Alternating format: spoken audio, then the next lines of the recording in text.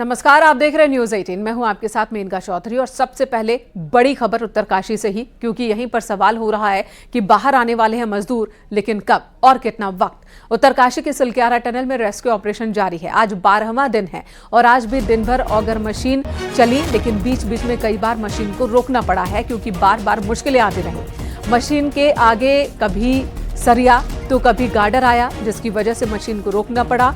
अभी भी auger machine के आगे रुकावट आने की वजह से बोरिंग का काम फिलहाल बंद है। उम्मीद की जा रही कि जल्द ही ये काम फिर से शुरू होगा, मजदूरों को निकाल लिया जाएगा। पिछले 24 घंटे में तकरीबन 1.8 मीटर टनल पर काम हो पाया है और अब तक 46 मीटर से ज्यादा स्केप टनल बनाई जा चुकी है।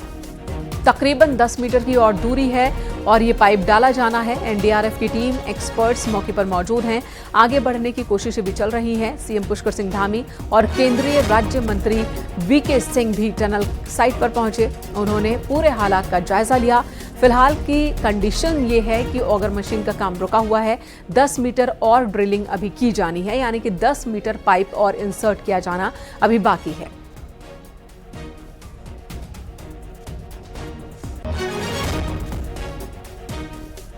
ये जो तस्वीर हम आपको दिखा रहे हैं, ये वही ह्यूम पाइप है, स्केप टनल है, जो टनल के अंदर पहुंचाई जा रही है, जिसके आगे कभी सरिया तो कभी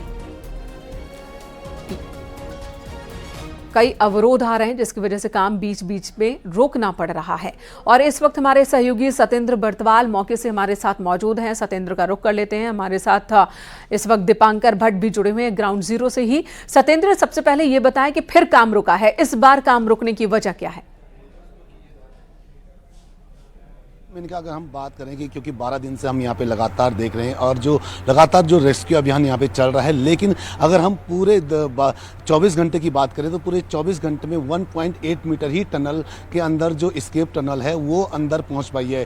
क्योंकि जब कल शाम को 4:30 बजे जो प्रेस ब्रीफिंग यहाँ पे अधिकारियों ने की थी, उन्होंने उस टाइम बताया था कि 45 मीटर तक टनल के अंदर स्केप टनल का काम हो चुका है। लेकिन कुछ ही देर बाद ये पता चलता है कि उस जो स्केप टनल 45 मीटर पहुँची, उसके आगे पहले जो सरिया है, सरिया पहुंच गई है और उसे काटने के लिए एनडीआरएफ की टीम वहां पर मैनुअली उस जो स्केप टनल बनाई है उसके अंदर घुसी और उन्होंने काफ़ी मशक्क़त के बाद वो जो सरिया आई थी उस सरिया को काटा। लेकिन जैसे ही टनल में फिर ऑगर मशीन एक बार फिर काम करती है, तो ऑगर मशीन कुछ ही दूर बढ़ी थी कि तब तक पता चलता एक बोल्डर आगे आ गया है। फिर उस बोल्डर को काटने के लिए भी लगातार प्रयास किए गए, लेकिन अभी तक उस बोल्डर को नहीं हटाया गया, क्योंकि ये जानकारी अभी तक नहीं। एक हडल्ड वो पूरा बोल्डर है और उसे पुश करके ही आगे पीछे की तरफ फेंकना पड़ेगा। लेकिन यहाँ पे अभी जो टीमें लगातार यहाँ पे लगी है और वो ये देख रही है कि किस तरीके से उस बोल्डर को हटाया जाए, और जब वो बोल्डर हटेगा उसके बाद फिर एक बार फिर ऑगर मशीन जो यहाँ पे लगातार काम कर रही थी वो एक बार फिर आगे बढ़ेगी। और इस पूरे टाइमिंग की बात करें तो 1.8 मीटर ही आगे हम बढ़ पाए हैं और करीब अभी 10 से 11 मीटर अभी और दूरी है जो कि मजदूरों तक पहुंचनी है और जहां से रेस्क्यू होना है। लेकिन ये रेस्क्यू का काम अभी रुका है। इसमें कैसे आगे काम होगा उसके लिए योजना तैयार की जा रही है। यहाँ पे जो एक्सपर्ट की टीम लगातार टनल के अंदर है वो देख रही है, एक एक चीज़ परख रही है, एक एक चीज़ जांच रही है कि किस तरीके से उस बोल्डर को हटाया जाए। बताया अभी सूत्रों द्वारा ये पता चला है कि जो बोल्डर है वो काफ़ी बड़ा बोल्डर है, उसे हटाने के लिए मैनुअली तरीके से काम एक बार शुरू किया गया था, लेकिन इतना बड़ा बोल्डर है कि वो मैनुअली तरीके से उसमें काम नहीं हो पा रहा है। अब वहाँ पे एक्सपर्ट की जो टीम आई है वो कुछ मशीनें साथ लेके आई हैं और उस मशीनों का भी प्रयोग किया जा रहा है कि किस तरीके से उस बोल्डर को हटाया जाए। मशीनें भी उस जो स्केप टनल है उसके अंदर पहुँचा दी गई है, लेकिन वो भी अभी सही से काम नहीं कर रही है। अब जो उम्मीदें ये लग रही हैं, क्योंकि यहाँ पे सीएम पुष्कर सिंह धामी यहाँ पे मौजूद हैं, वो अभी अधिकारियों से मीटिंग ले रहे हैं और एक उम्मीद अब ये जताई जा रही है कि जो अन्य 5 प्लान थे उन पे भी एक बार फिर काम शुरू हो सकता है और उन पे भी उन्हीं की तरीके से जो अन्य जो योजनाएं थी, यानी 5 बिल्कुल सतेंद्र, तो उन 5 प्लान में कोई अन्य प्लान चुना जाएगा। जी सत्येंद्र, बने रहे हमारे साथ। दीपांकर भी हमारे साथ जुड़े हुए हैं। दीपांकर, जैसा कि सत्येंद्र बता रहे हैं कि अब ये जो 10 मीटर की दूरी है जो अभी तय करना बाकी है, लेकिन बोल्डर्स की वजह से, कभी सरिया की वजह से, कभी लोहे के बड़े टुकड़े और वहां पर जितने उपकरण थे उसकी वजह से अवरोध खड़े हो रहे हैं। और ऐसे में जो बाकी के प्लान्स है उन पर एक बार फिर से विचार शुरू हो गया है। तो बाकी के प्लान्स, अगर उस पर काम हुआ है या बिल्कुल जीरो से शुरू करना है, उनकी स्थिति क्या है? इस वक्त की बड़ी खबर मैं आपको यहां से बता दूं तो जो टनल है, सिलक्यारा टनल, यहां पर मैं अपने कैमरा से संदीप से कहूं, अगर जो तस्वीरें आप तक पहुंच रही हैं, इन तस्वीरों में आप देखेंगे वहां पर एक बड़ा ट्रक है, क्रेन है, वहां पर जेसीबी है। ये जो खबर अभी हमें मिल रही है, और अंदर आप देखेंगे धुएं का गुबार सा है, धूल का गुबार सा है। ये खबर ये है कि जिस प्लेटफॉर्म पे यहां पर ऑगर मशीन को रखा गया है, वो प्लेटफॉर्म यहां पर टूटा है। और ये भी एक खराब खबर यहां से आई है कि ये प्लेटफॉर्म जो यहां पर टूटा है, क्योंकि ऑगर मशीन एक भारी मशीन है, और उसके प्लेटफॉर्म टूटने के बाद यहां पर एक ये जो ट्रक ये आपको मूव होता हुआ दिख रहा है, इसमें भर के ईंटें, लगभग मैं मान के चलता हूं कि 15 से 20 हजार ईंटें यहां पर लाई गई हैं। इसके साथ साथ सरिया यहां पर लाया गया है। तो एक बार पूरा प्लेटफॉर्म अब दोबारा से तैयार किया जाएगा, ऑगर मशीन को फिर ऊपर अपलिफ्ट किया जाएगा, और ये मान के चलिए कि आज की रात भी ये ऑपरेशन कंप्लीट नहीं होने वाला। अब वही सवाल फिर जो हम आज से 24 घंटे पहले कल डिस्कस कर रहे थे कि कितना वक्त लगेगा, वो सवाल अभी भी वहीं पर कायम है कि अभी कितना वक्त लगेगा कह पाना बेहद मुश्किल है। क्योंकि ऑगर मशीन के पहले प्लेटफॉर्म रेडी होगा, फिर से सत्येंद्र ने जो बात बताई कि आगे हर्डल है, वो हर्डल कितना बड़ा होगा वो अभी नहीं कह सकते। 24 घंटे में हम सिर्फ 2 मीटर आगे बढ़े, 1.8 मीटर आगे बढ़े, तो वो कोई बहुत बड़ी उपलब्धि भी यहां पर नहीं है। 10 मीटर का चैलेंज अभी भी है, 12 दिन यहां पर बीत चुके हैं। तो अभी मेन का ये सारा ऑपरेशन अगर मगर संभावनाओं और बहुत सारी उम्मीदों पर टिका हुआ है। लेकिन जिस तरह की परेशानियां लगातार आ रही हैं, ऐसी परेशानियां, टेक्निकल परेशानियां जो किसी के हाथ से तुरंत सॉल्व होने वाली नहीं है। या तो आपके एक्सपर्ट चाहिए या मशीन वहां पर ठीक से काम करे, उसी पर यह ऑपरेशन आगे बढ़ेगा। और यह ऑपरेशन अभी कहां तक खींचेगा और कितने दिन और खींचेगा, क्योंकि कल हम एक बार उम्मीद कर रहे थे कि देर रात तक या आज सुबह तक यह काम कंप्लीट होगा, लेकिन आज का जिस तरीके से दिन बीता है, बहुत इस बात की संभावना है कि ऑपरेशन 3 से 4 दिन, या फिर अभी भी मैं यही कहूंगा कि एक वक्त निश्चित कर पाना कि इतने दिन बिल्कुल यही बात एनडीएमए की ओर से कही भी गई थी कि इसमें वक्त नहीं बताया जा सकता कि और कितना वक्त, क्योंकि ये एक जंग है और जंग में वक्त तय नहीं होता कि हम कब जीतेंगे, जंग कब फतह करेंगे।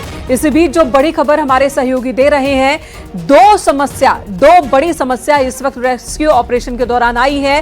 पहली बड़ी समस्या है कि एक बहुत बड़ा सा चट्टान का एक टुकड़ा वो आ गया है इस वक्त ऑगर मशीन के रास्ते में, जिसे मैनुअली काटना मुश्किल हो रहा है और मशीन वहां तक पहुंचे कैसे, इस पर माथापच्ची चल रही है। और जो दूसरी समस्या है, ऑगर मशीन जिस प्लेटफॉर्म पर आगे बढ़ रही थी वो प्लेटफॉर्म टूट गया है और अब प्लेटफॉर्म फिर से बनाया जाएगा और उसके बाद ऑगर मशीन उस प्लेटफॉर्म पर आगे बढ़ेगी। तो दो बड़ी समस्या इस वक्त रेस्क्यू ऑपरेशन के दौरान आई है और यही वजह है कि सीएम धामी जो इस वक्त मीटिंग ले रहे हैं अधिकारियों के साथ, विशेषज्ञों के साथ बैठे हैं, तो वहां उन 5 बिंदुओं पर एक बार फिर से चर्चा हो रही है कि क्या जो और भी ऑप्शंस तलाशे गए थे रेस्क्यू ऑपरेशन के, उन ऑप्शंस पर आगे बढ़ा जाए।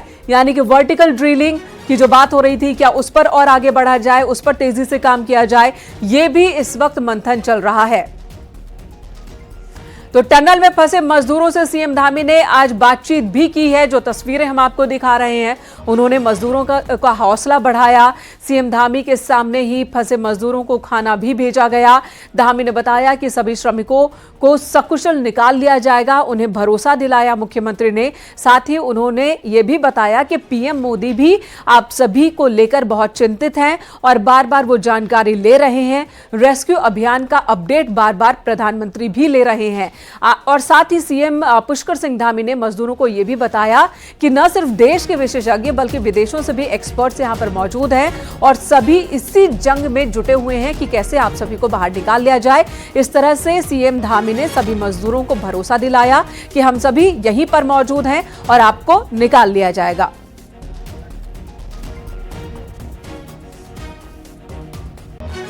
पुष्कर सिंह धामी बोल रहा हूँ। राम राम, कैसे हैं आप लोग?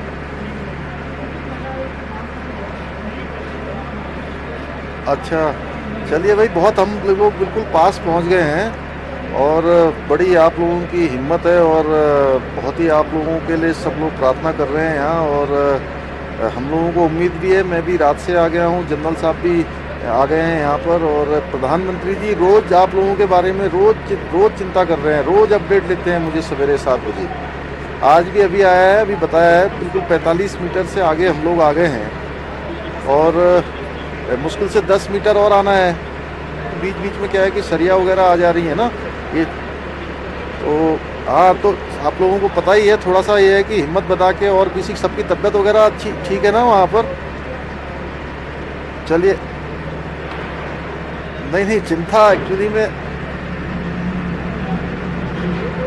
नहीं, बहुत सब लोगों की दुआ है कि जल्दी से जल्दी सब लोग बाहर आ जाएंगे, हम लोग प्रार्थना कर रहे हैं। और यहाँ पर सारी चीज़ें, एम्बुलेंस की व्यवस्था कर रखी है बाहर, जैसे ही आप लोग बाहर आएंगे अस्पताल की व्यवस्था है, उसके अलावा जो भी सब इंतजाम हो सकते हैं वो सारे के सारे हम लोग कर रहे हैं। और बहुत बड़ा ऑपरेशन चल रहा है, पूरे देश भर से सारी मशीनें यहाँ पर आई हुई हैं, सारे एक्सपर्ट आए हुए हैं, विदेशों के भी आए हुए हैं। ठीक है, खाना वाना पहुँच जा रहा है, अभी पानी है अंदर। तो सीएम धामी ने मजदूरों का हालचाल लिया, साथ ही उन्हें भरोसा भी दिया। और इस वक्त सतेंद्र बर्तवाल और हमारे सहयोगी दीपांकर हमारे साथ मौजूद हैं ग्राउंड जीरो से। दीपांकर, आपने बताया कि वो प्लेटफॉर्म भी टूट गई है जिस पर ऑगर मशीन आगे बढ़ती है। प्लेटफॉर्म बनाने में और कितना वक्त लग सकता है? मेनका इस प्लेटफॉर्म को बनाने में लगभग 4 से 6 घंटे का वक्त लगेगा। 4 से 6 घंटे के वक्त में जब प्लेटफॉर्म बनेगा, क्योंकि आपको ईंटें हैं, पहले ईंट रखी गई है, अब उनको पूरा एक प्लेटफॉर्म, आप समझिए इतनी भारी मशीन के लिए प्लेटफॉर्म तैयार करना, उसमें 6 घंटे के आसपास का वक्त लगेगा। उसके बाद फिर ऑगर मशीन को फिर से, जो सतेंद्र ने बताया कि आगे हर्डल है, फिर उस हर्डल को आपको मैनुअली काटना है। ऑगर मशीन का काम उस हर्डल को हटाना नहीं है, ऑगर मशीन को पाइप इंसर्ट करने हैं और ऑगर मशीन को बिल्कुल अपना जो रास्ता है वो बिल्कुल स्मूथ मिलना चाहिए। तो अब मैनुअली फिर उस हर्डल को काटा जाएगा। कल 24 घंटे के आसपास लगा पहले हर्डल को हटाने में, जिसमें हम 2 मीटर के आसपास आगे बढ़ पाए। तो अब ये मान के चलिए कि ये पूरा अभी कल मॉर्निंग तक भी बहुत बड़ी सक्सेस कुछ मिल पाए, बहुत उम्मीद इस बात की नहीं है। कल मॉर्निंग तक ये प्लेटफॉर्म रेडी हो जाए, यहां पे जो हर्डल है उसे हटा लिया जाए और पहला पाइप, जो मुख्यमंत्री कह रहे हैं कि हम अभी 10 मीटर के आसपास अब और बचा हुआ है, तो हम 51 मीटर तक अगर पहुंच गए तो आखिरी के 6 मीटर वो फिर एक उम्मीद बंधेगी। लेकिन यहां अब तो एक इंच और एक मीटर की यहां पर जंग है मेनका, कि वो मशीन और उसके बीच की रुकावटें वो जितनी बढ़ती जाएंगी उतना ये ऑपरेशन लेट होता जाएगा। और यही प्रार्थना की जानी चाहिए कि इसमें जो मुसीबतें वो कम से कम आए, तो उतनी जल्दी ये ऑपरेशन कंप्लीट होगा। सिर्फ 12 मीटर की दूरी तय करने में बहुत लंबा वक्त यहां पर लग रहा है मेनका। वाकई सतेंद्र भी हमारे साथ मौजूद है। सतेंद्र, आपने बताया कि एक बहुत बड़ी सी चट्टान है जो कि ऑगर मशीन के रास्ते में आ गई है, जिसे मैनुअली काटना भी मुश्किल हो रहा है। हमारे दर्शकों को समझाइए कि किस तरह से टनल के अंदर घुसकर एक इंजीनियर इक्विपमेंट के साथ अंदर जाता है, जहां वो बैठ नहीं सकता, खड़े नहीं हो सकता, लेटे लेटे ही उसे जाकर अंदर जो भी रुकावट आ रही है, चाहे वो लोहे की रुकावट हो, सरिया हो, गाडर हो या फिर पत्थर हो, उन्हें काटना पड़ रहा है। तो पहले जाकर देखना होता होगा कि क्या परेशानी है, क्या हर्डल है, फिर बाहर निकलकर उसके हिसाब की मशीन लेकर वो अंदर जाते हैं, इक्विपमेंट लेकर जाते हैं, ऑक्सीजन सिलेंडर लेकर जाते हैं, और फिर क्या एक इंजीनियर उस काम को कर रहा होता है या उसके साथ कुछ और भी होते हैं सपोर्ट में? बिल्कुल, मैं आपको बता दूं कि अगर जिस तरीके से कल जो लोहे जो सरिया का पूरा एक गुच्छा वहाँ फंसा था, अगर मैं उसी की बात करूं, उसको काटने में करीब 5 से 6 घंटे का जो समय लगा है, उसके लिए पहले जब ऑगर मशीन अंदर काम कर रही थी, ऑगर मशीन का जो आगे का ब्लेड था उसमें वो जब आया तो उसके बाद ऑगर मशीन को पहले बाहर निकाला गया। तो उस ऑगर मशीन को बाहर निकालने के लिए ही करीब 1.5 से 2 घंटे का समय लगा। उसके बाद NDRF के जवान, एक जवान उसके अंदर घुसा, जिसके पास से कैमरा भी था। कैमरा लेके जब वो अंदर गया, उसने पूरे वहाँ वीडियोग्राफी की, और उसके बाद जब वो बाहर आया और उसने जो एक्सपर्ट की टीम को दिखाया कि इस तरीके का एक आगे लोहे का गुच्छा है। उसके बाद वहाँ मशीन लेकर गए और उनको जो लोहे का जो सरिया का गुच्छा था उनको काटा। तो इस प्रोसेस में ही करीब 4 से 5 घंटे का वक्त बीत गया था।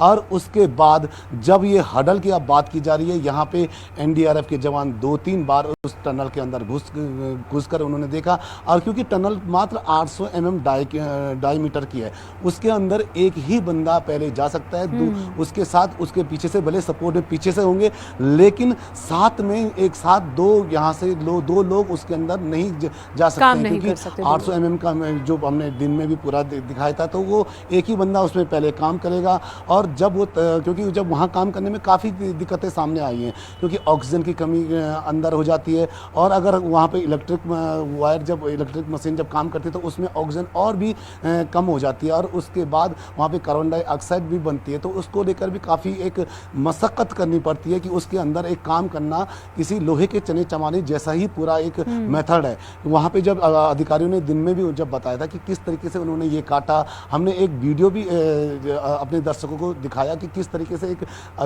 जो NDRF का एक जवान वहाँ गया, फिर एक एजेंसी यहाँ पे हायर की गई, उसका एक्सपर्ट उसके अंदर गया, तो उस एक्सपर्ट ने वो जो काटा किस तरीके से वो काम करें, वो एक काफ़ी मुश्किलों भरा एक ये काम है। और जो हडल की अब बात चल रही है, वो काफ़ी भारी रॉक बताया जा रहा है, उसे मैनुअली काटना बड़ा आसान नहीं है, इसलिए मशीनों की एक बार मशीनें यहाँ पे आई थी, मशीनों को लेकर अंदर जो एक्सपर्ट की टीम गई थी, लेकिन उनके हाथ भी कोई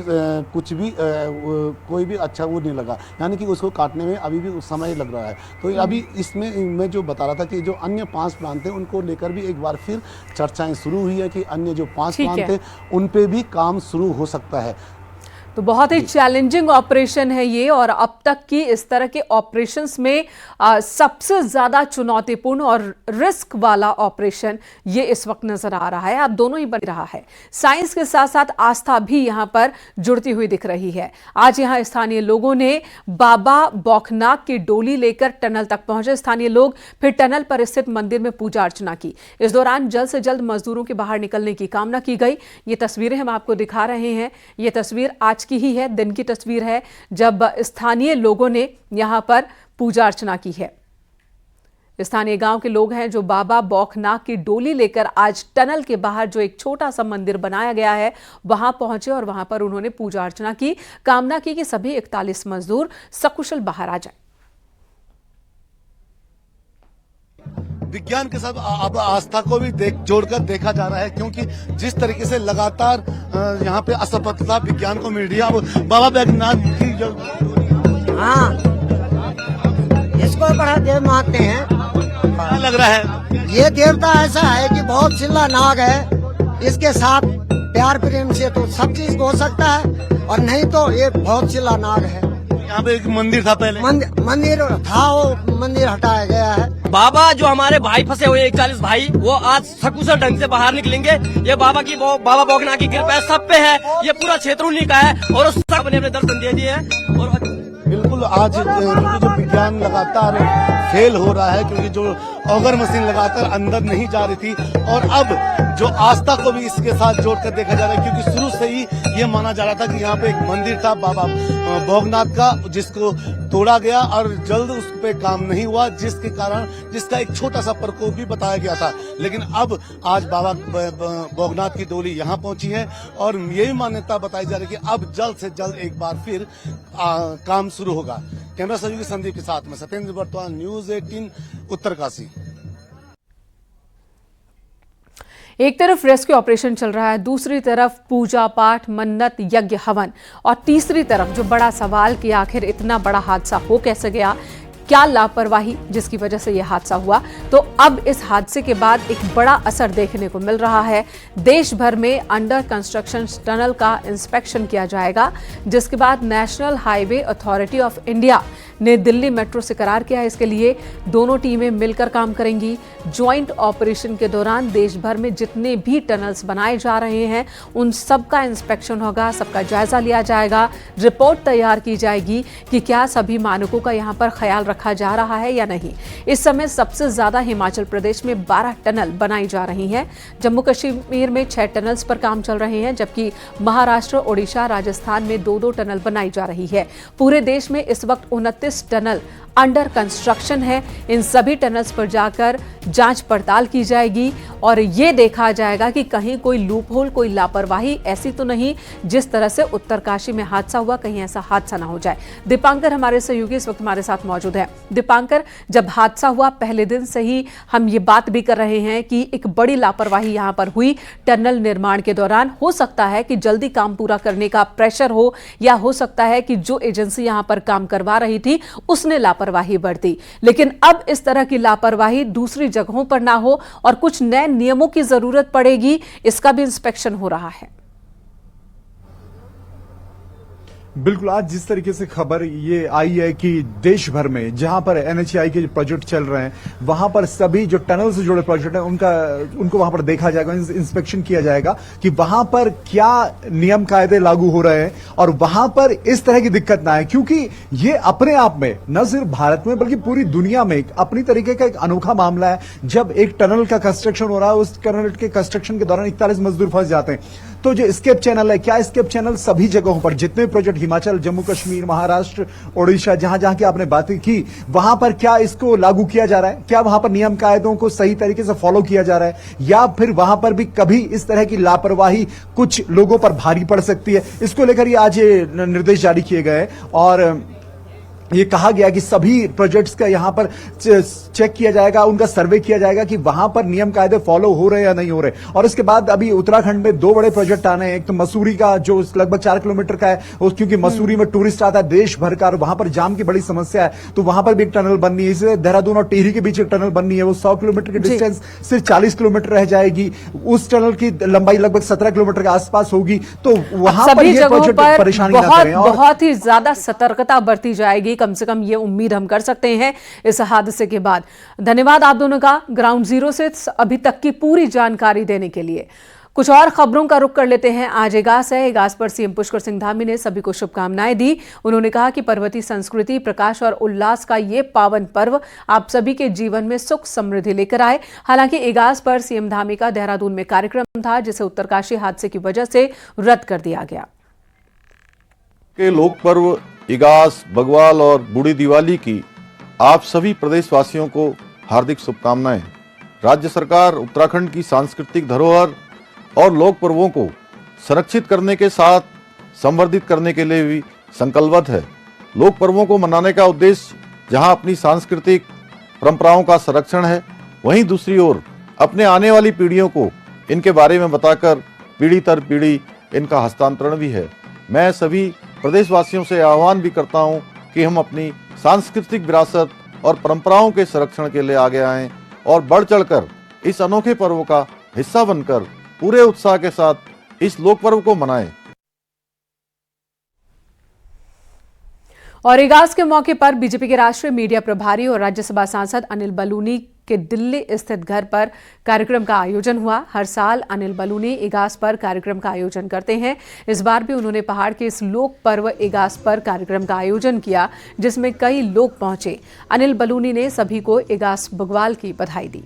दीपावली के 11वें दिन पहाड़ों पर इगास का त्योहार मनाया जाता है। उत्तराखंड में कुछ जगहों पर इसे इगास तो कहीं पर बूढ़ी दिवाली भी कहते हैं। और अनिल बलूनी ने इगास को भव्य रूप से मनाने के लिए खूब कोशिश की। खुद भी इगास को बड़े पैमाने पर मनाते हैं।